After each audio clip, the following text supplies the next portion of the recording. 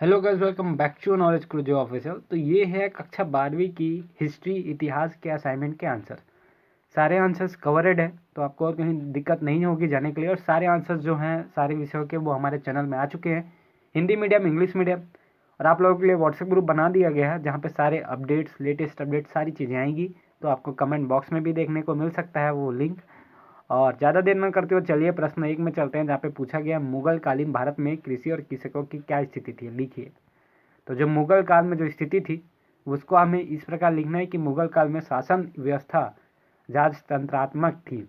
कृषक वर्ग ग्रामीण समाज का प्रमुख वर्ग था और शासन तंत्र का महत्वपूर्ण हिस्सा, क्योंकि कृषि पर लगाए कर पर यह बहु कुछ आधारित था। उनकी उपज का बड़ा भाव राजस्व के रूप में चला जाता था, इसलिए किसानों की दशा सोचनी बनी हुई थी। कुछ पॉइंट्स और हैं यहाँ पे, जहाँ पे पहला पॉइंट है कृषक वर्ग का भूमि पर अधिकार।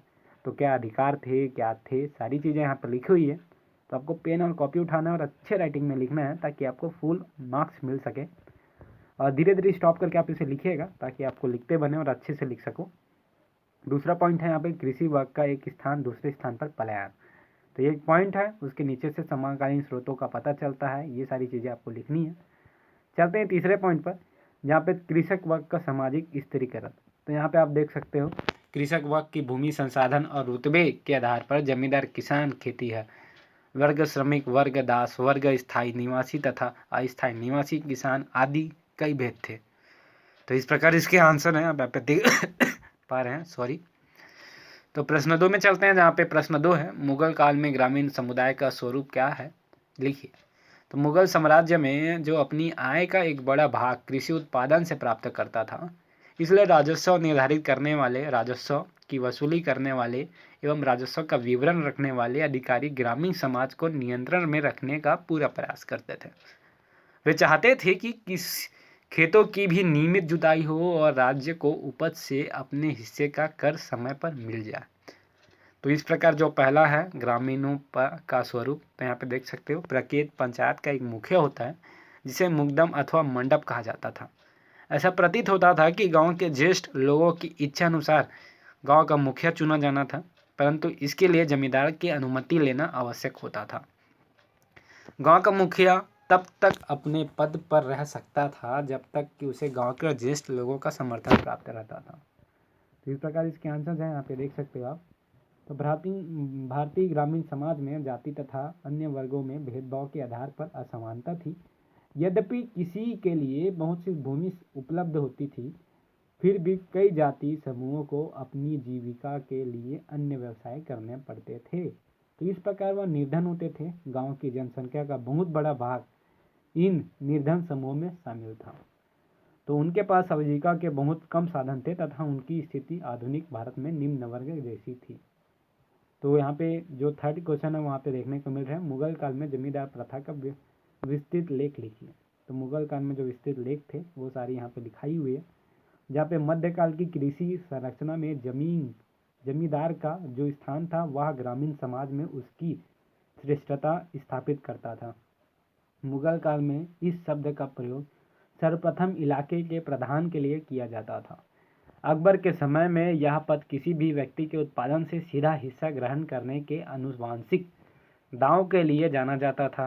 अलग अलग क्षेत्रों में जमींदार के पर्याय के रूप में अलग अलग शब्दों का प्रयोग किया जाता था तथा जिन क्षेत्रों में जमींदार नहीं थे उनको रैयती अर्थात किसानों का अधिकार क्षेत्र कहा गया।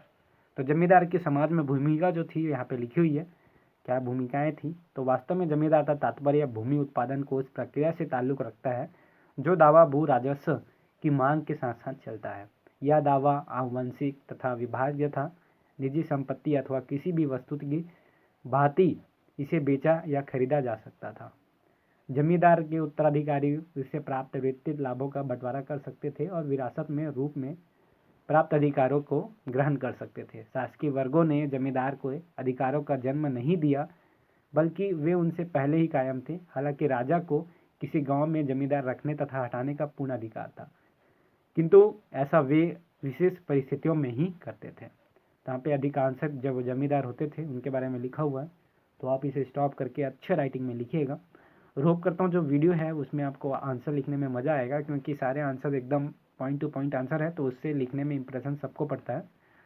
तो इस प्रकार आगे बढ़ते हैं, जहाँ पे चौथा है मुगल शासक अकबर की भूमि बंदोबस्त और कर निर्धारण प्रणाली का विस्तृत वर्णन कीजिए।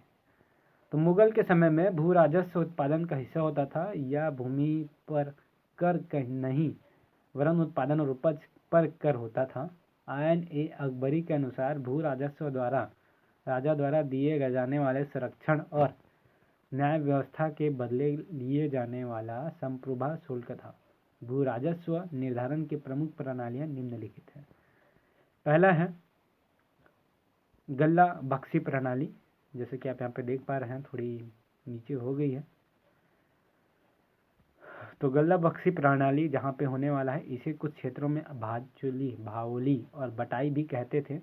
इनके 3 तरह की पद्धतियाँ अपनाई जाती थी, जिसका उल्लेख अबुल फजूल के नाम से किया जाता है। का खा यहाँ पे देख सकते हो, और यहाँ पे नीचे में गा है। तो पहला का है खलियान में राजस्व बंटवारा, दूसरा है खेत बटाई, और यहीं पे तीसरा है लौंग बटाई। फिर उसके बाद दूसरे में आते हैं कंकुत प्रणाली। तो कंकुत शब्द का अर्थ है अनाज का मूल्यांकन करना या आकलन करना। इसे रस्सी अथवा कदमों द्वारा खेत को नापा जाता है। तो इस प्रकार ये कंकुत प्रणाली है, तो आप इसे लिखिएगा। आगे चलते हैं, जहाँ पे तीसरा है जब्ती प्रणाली। यह प्रणाली शेर शाह सूरी के शासन प्रारंभ हुई थी। अकबर के समय पर परिष्कृत रूप काल से इसे अंतिम रूप से ग्रहण कर लिया गया था। शेर शाह ने पोलाज और पर्वतीय भूमि के लिए इस प्रणाली को अपनाया, जिसे रे कहा जाता था। इससे भूमि की औसत उत्पादना के आधार पर भूमि की 3 श्रेणियों निर्धारित थी, उत्तम, मध्यम तथा निम्न।